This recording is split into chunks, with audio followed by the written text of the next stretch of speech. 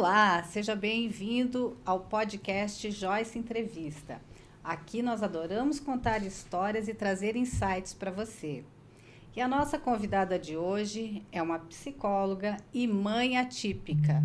Conosco hoje a psicóloga Carol Piazza. Seja bem-vinda. Obrigada. É muito importante ter você aqui, doutora. E eu queria saber, para a gente começar, quem é a Carol profissional? Complexo falar sobre isso, né? Mas vamos lá. Então, acho que o primeiro ponto, a Carol profissional é psicóloga, apaixonada pelo autismo, né? Trabalho em cima disso já há um bom tempo. Hoje nós temos a clínica que trabalha também dentro disso, né? Nos diagnósticos ali do neurodesenvolvimento. E nós temos 3 unidades hoje. Então, Carol, psicóloga, supervisiono essas 3 unidades dentro da questão do ABA. Então, nas intervenções direcionadas para o transtorno do espectro autista. Aonde são as clínicas? Hoje nós temos unidade em São Lourenço do Oeste, nós temos uma unidade em Candói, no Paraná, e uma unidade em Laranjeiras do Sul, no Paraná também. E esse trabalho da clínica envolve quais especialidades? Então, a gente tem uma variedade bem grande de especialidades, né? Nosso foco maior hoje é o diagnóstico do autismo. Então, a gente foca muito na intervenção, na estimulação, mas nós também prestamos avaliação para diagnóstico, né? Então, tem dúvida e tudo mais, a gente acolhe essas famílias, acolhe essas pessoas, direciona, avalia. Mas nós trabalhamos com terapeuta ocupacional, fonoaudiólogo, psicólogo, temos a psicomotricidade, avaliações neuropsicológicas, temos uma gama bem grande de especialidades nas unidades. Esse transtorno do espectro autista, ele tem crescido muito, acho que não só no Brasil, como no mundo nos últimos anos. Como é que uma família pode procurar ajuda ou saber quais são os passos para definir o diagnóstico? Isso, eu acho que a gente precisa partir, né, do princípio de que se nós temos um transtorno, até os critérios diagnósticos do DSM trazem hoje pra gente, a gente precisa ter prejuízo. Então, chegando no ponto do prejuízo, significa que nós temos uma dificuldade. Aí sim nós partimos para uma questão de transtorno. Esses prejuízos, eles geralmente são observados a partir do momento que a criança começa a ser inclusa socialmente. Então, ela começa a vida acadêmica dela, começa a ir para a escola, ter uma vida escolar, convivência com mais crianças, com mais pessoas, que não seja só o ambiente familiar. E as demandas sociais, elas começam a se exceder. Então, tudo que ela conseguia lidar antes disso, agora elas não conseguem mais. Então, ali começam a surgir alguns comportamentos que a gente já consegue observar.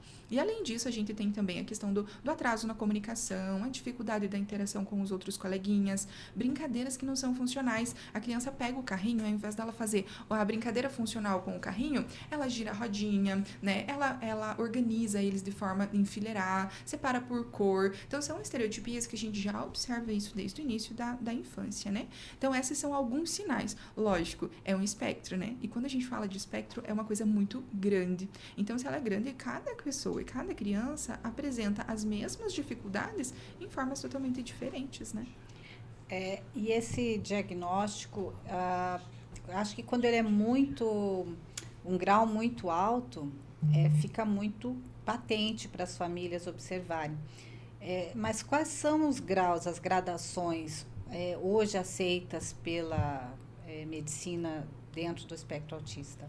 Isso. A gente teve várias mudanças, né, ao longo do tempo ali. Então, a gente tem o DSM, que norteia muito a psicologia nas avaliações, e a gente tem as severidades. Então, a gente tem o nível 1 de suporte, 2 de suporte e 3 de suporte.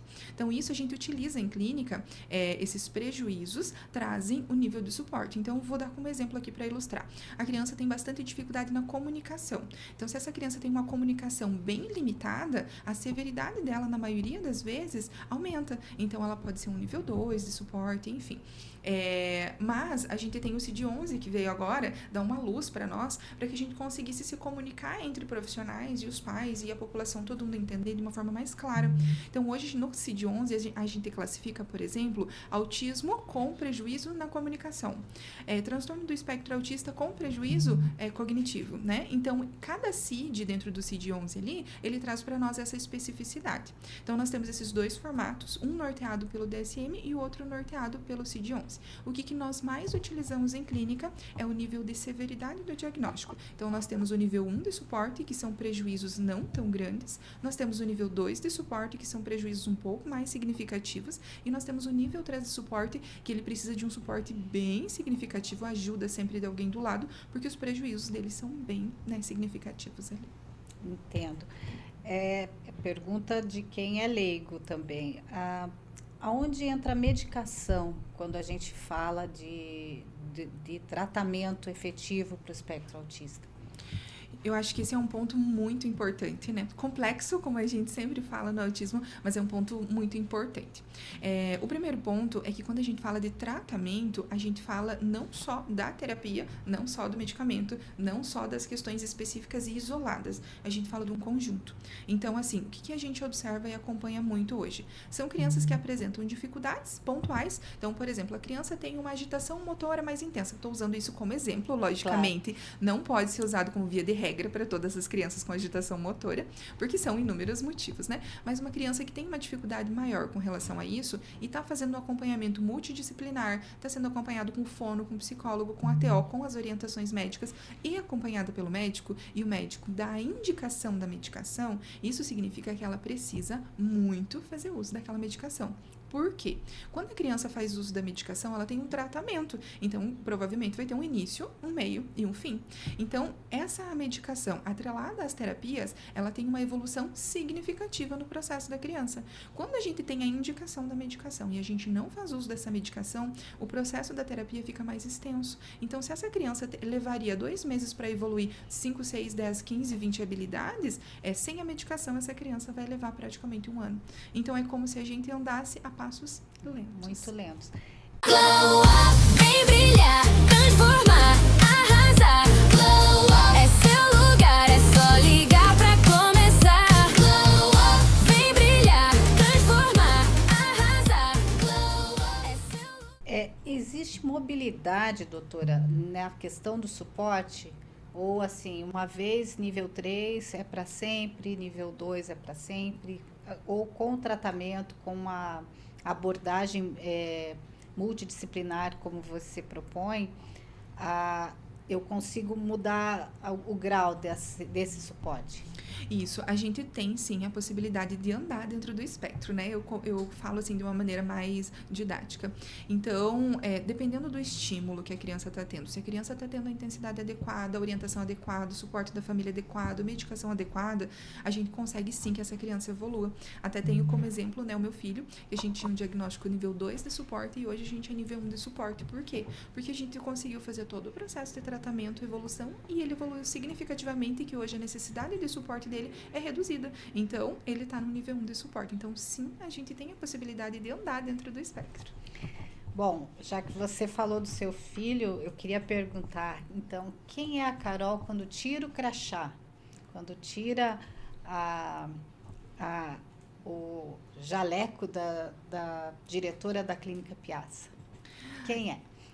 Isso é muito importante, como eu comentei, falar sobre a gente é um pouco mais difícil, né? Sim. Mas, assim, eu vejo hoje que quando eu tiro o crachá e o jaleco, em primeiro lugar eu sou mãe, né? E eu sou mãe atípica, então a minha rotina, os meus filhos, né, as intervenções não são típicas como de todas as mães, né, que a gente costuma ter essa correria. Ela é um pouco mais intensa, então, em primeiro lugar eu sou mãe. Em segundo lugar, eu vejo que eu sou mulher. Eu não consegui ainda dividir esse primeiro e segundo lugar, porque como mãe, né, quem acompanha a gente já sabe que é muito difícil, mas eu também sou mulher, né? Então eu faço as minhas rotinas, eu faço minha academia, né? Eu faço as coisas que me fazem ficar bem e tudo mais. E também, né, acredito que temos o ponto de evolução e propósito. Então, fora da psicóloga, fora do atendimento, fora da organização estrutural de clínica, hoje, nós temos propósito.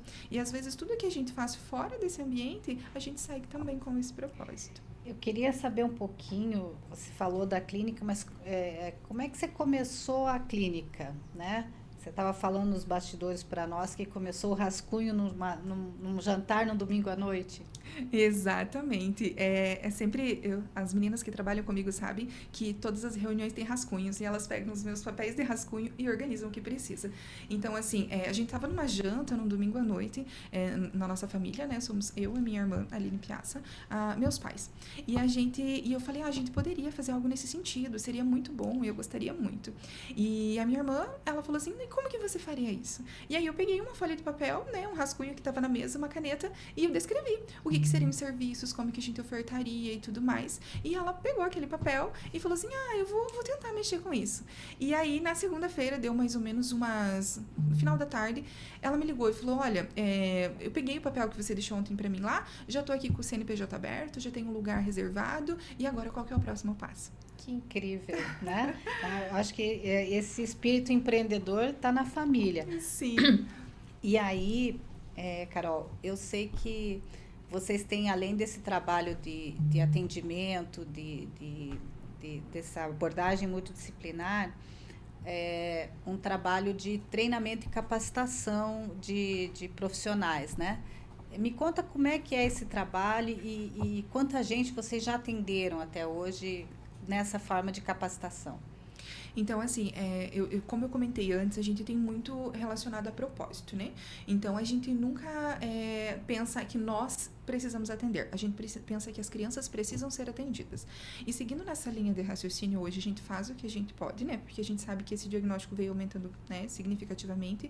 E a gente começou a investir muito o nosso tempo, a nossa disposição para formações. Então, hoje a gente eu não consigo te dizer com precisão, mas a gente tem em torno de quase 5.000 profissionais que já passaram pelas nossas formações. Então, a gente trabalha com formações de professores, a gente trabalha com cursos, com orientações, com palestras, para a gente capacitar e levar o mínimo que nós conseguimos, né, e o básico, para que as crianças que vão ser atendidas por esses profissionais recebam esse processo de capacitação e orientação para conduzir o caso. Nossa, muito importante. Agora eu queria saber, vamos aprofundar um pouco a nossa conversa. Que capítulo da tua história você quase não conta e deveria? Olha, eu acho que tem vários capítulos da história da gente que a gente só pensa que bom que eu sobrevivi a tudo isso, né? Mas hoje eu trago um ponto bem interessante sobre as coisas que acontecem na vida da gente, sempre com um propósito. Então, como eu comentei com vocês até nos bastidores ali, eu tive, logo no primeiro ano de formação, eu formei em 2018, final de 2018, o ano de 2019, já foi difícil ali a formação com um filho menor. Meu filho nasceu em novembro, então eu formei no ano 2018, ali em novembro. E aí, o primeiro ano, 2019, eu pensei, não quero atuar, não quero fazer nada, né? Quero ficar aqui tranquila com os meus filhos. E chegamos a um ponto que surge uma oportunidade para trabalhar numa instituição no município de Foz do Jordão, aqui no Paraná. E uma pessoa que eu tinha contato disse para mim assim, olha, tem uma vaga lá de psicólogo, o que você acha de começar a atuar, né? E aí, assim, nossa, eu fiquei muito empolgada e eu fiz o que eu pude, né? Realmente, para que eu conseguisse aquela vaga. E assim, era um salário, né? Significativo para a época e tudo mais. E no final de tudo aquilo, por indicação, foi escolhido outro profissional para trabalhar no lugar. E muito poucas pessoas sabem sobre isso, porque eu sempre transpareci muita tranquilidade, serenidade, lidei muito bem com aquilo. Mas lá no fundo, incomodou muito. Eu fiquei muito frustrada. E hoje, refletindo sobre a trajetória, sobre a carreira, sobre a clínica, sobre os propósitos e projetos, eu penso que ali foi um não que eu recebi que direcionou para outras perspectivas muito maiores do que eu imaginava. Mas na época, o fracasso assim foi, né, estampado. Mas hoje eu consigo olhar com outra perspectiva. Que bacana, que bacana. Glow up, vem brilhar, transformar, arrasar. Glow up, é seu lugar, é só ligar pra começar. Glow up, vem brilhar, transformar, arrasar. Glow up, é seu lugar. Eu queria saber também o que a Carol faz quando ninguém está vendo. Eu acho que todos nós, né, incluindo a Carol, quando ninguém tá vendo, a gente é a gente mesmo. né? Então, a gente não precisa ser forte, a gente pode chorar. Eu falo que eu reservo sempre um tempinho para mim chorar. Então, eu guardo ali tudo que eu preciso para mim colocar aquelas emoções ali para fora. Eu choro, eu canto, eu ouço música, eu brinco com os meus filhos, né? Eu sou aquela pessoa que anda de chinela havaiana na rua, que vai até o mercado de pijama e pantufa junto com as crianças. Então, assim, eu diria que eu sou a pessoa que eu gostaria de ser o tempo todo, mas que, infelizmente, a gente precisa sempre estar dando suporte para alguém. Então, a gente não consegue o tempo todo. Me fala um ritual diário que você faz e que quem está nos assistindo agora pode copiar amanhã de manhã. Eu acho que é uma questão... eu sou muito religiosa, né? Então, todos os dias, quando eu acordo pela manhã, a gente instalou lá em casa essa crença em todo mundo. Então, os meus filhos já sabem, quando eu acordo de manhã cedo, a primeira coisa é ligar a TV no Spotify e colocar um louvor. Então, a gente ouve sempre, toda manhã, a partir do momento que a gente acordou, a primeira coisa é o louvor. O Benício é muito rígido com relação a isso. Então, resumindo, a gente escuta toda manhã o mesmo louvor, né? Por conta da rigidez dele. Mas é um ritual, assim, que começa o dia da gente mais leve. Eu super indico. Que bacana. Vamos fazer um ping-pong agora. Eu queria que você me dissesse um livro que você deve sublinhar, que você acha que é bacana sublinhar. Eu acho que, assim, voltado ainda para a questão do transtorno do espectro autista, um livro que me deu um norte quando eu precisei, logo após o diagnóstico do meu filho, foi o Reizinho Autista. Ele é da Maíra Gaiato, né? Uma autora, assim, maravilhosa. E ele é um guia para todos os pais que precisam desse suporte. Então, assim, quando acontecem esses comportamentos difíceis que a gente não sabe como lidar, lá tem bastante coisa, bastante orientação. É um livro que eu super indico para os pais. Nós vamos colocar na tela aí depois a capa do livro para vocês. Carol, me diz um não negociável para você, um valor, um princípio de vida que você não negocia. Eu até tinha comentado anteriormente um dos valores, mas eu comecei a refletir e eu cheguei a uma conclusão de que seria a transparência. Por quê? Só ilustrando rapidinho, né? Claro. Porque, assim, a transparência, eu acho que no processo terapêutico é a evolução da criança, né? Tanto da família com a gente, tanto da gente com a família. E também na questão de vínculo profissional, de orientação, de suporte, de família, nós como membros da família. Então, eu acho que a transparência, ela é uma coisa, assim, que não tem como a gente negociar. Maravilha. Queria saber, você é muito jovem ainda, mas um conselho que você daria para você mesmo de 20 anos, ou seja, semana passada? Eu acredito que, assim, esse conselho seria: não tente sozinho. Durante um bom tempo eu passei por muita coisa e eu fui levando tudo sozinha. E, assim, consegui. Mas foi pesado demais. Hoje eu digo assim que nem todo mundo precisa levar esse fardo. Eu acho que hoje o primeiro ponto seria uma mentoria, né? Procure alguém que você se inspira, alguém que você sabe, nossa, aquela pessoa pode me dar suporte, ela sabe mais sobre isso e ela consegue me orientar. Não tente sozinho, não leve essa carga sozinho, né? Muito bom. Ainda nesse caminho, você disse que são vários projetos e eu sei que você criou um Instituto Inspirar.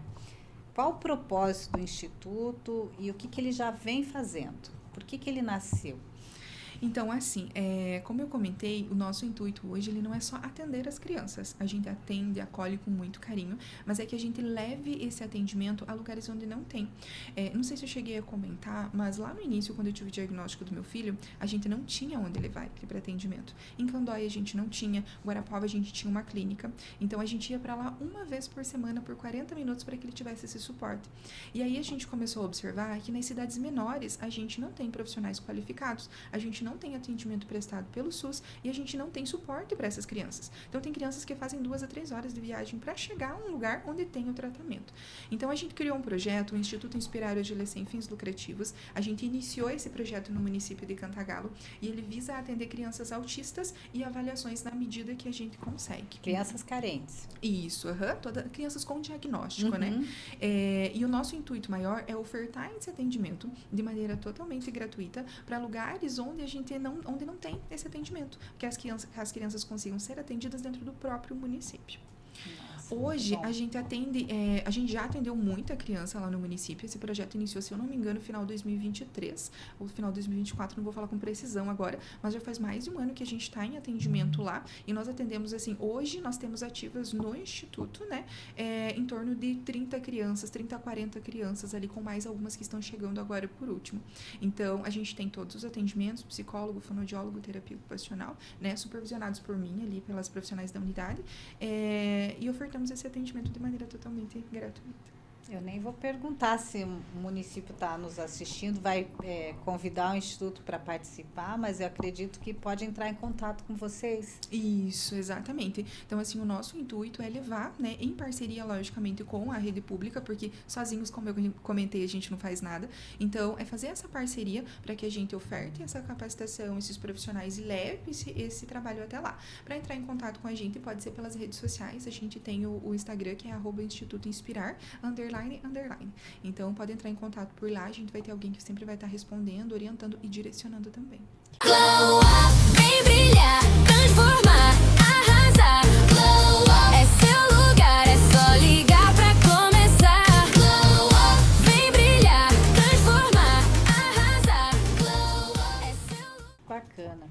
E no todo, doutora, a Clínica Piaça e o Instituto, que perspectivas você tem, ou você e a Aline, nos próximos anos, aí, o que vocês estão idealizando, já que toda semana, às vezes, surge um projeto novo, mas o que é estratégico para vocês hoje, para onde vocês querem caminhar? Isso, então, assim, como eu comentei desde o princípio, a gente sempre visou crescer no sentido de levar conhecimento.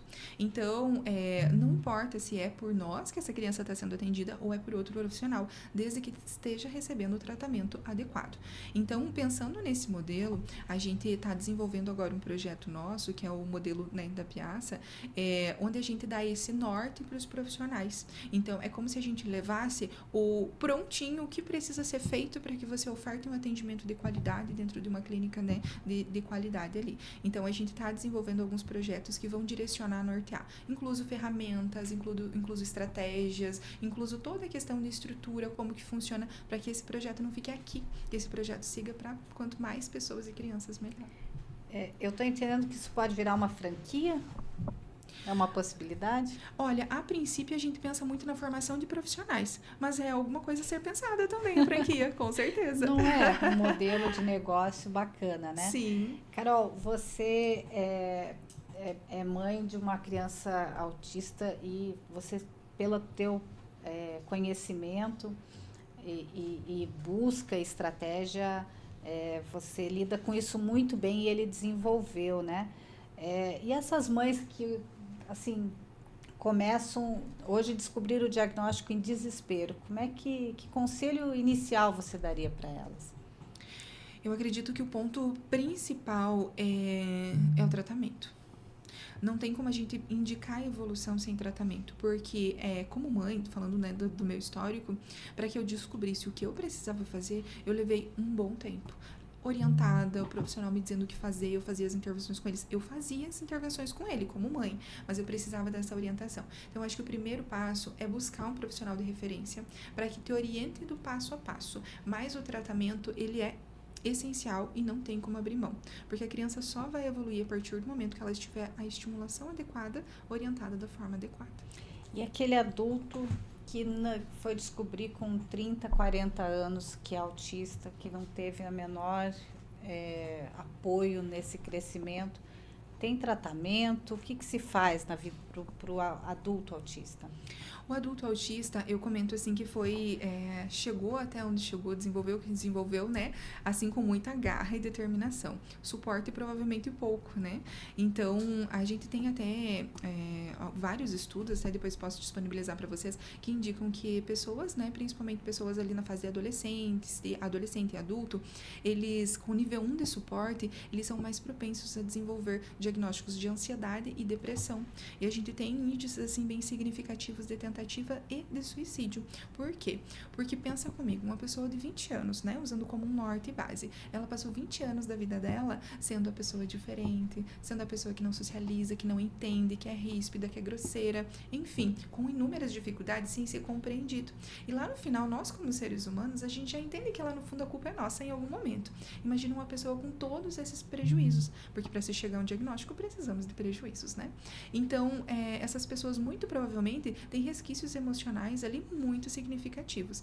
Então, o que eu sempre oriento é o atendimento para a organização desse processo e trabalhar muito as questões emocionais e de habilidades de autonomia, vida diária, comunidade, que vão ser o que vão alavancar essa pessoa, tanto profissionalmente quanto funcionalmente. Então, assim, os estudos mostram que muitas camadas podem estar por trás dessa epidemia de ansiedade, depressão e mesmo tentativas contra a própria vida. Uma das causas pode ser esses diagnósticos não realizados. Pode ser. Um dos estudos que a gente tem são com pacientes já com diagnóstico. Então, a gente pensando, lógico, a grosso modo, bem superficial, né? Acredito que existam, com certeza, muitas situações relacionadas a isso também, né? Muito bom. Doutora, queria saber uma frase que te guia, que é um norte para você aí nessa quase missão que você escolheu para sua vida. Eu tenho uma frase de Beck que fala que há mais na superfície do que o nosso olhar alcança.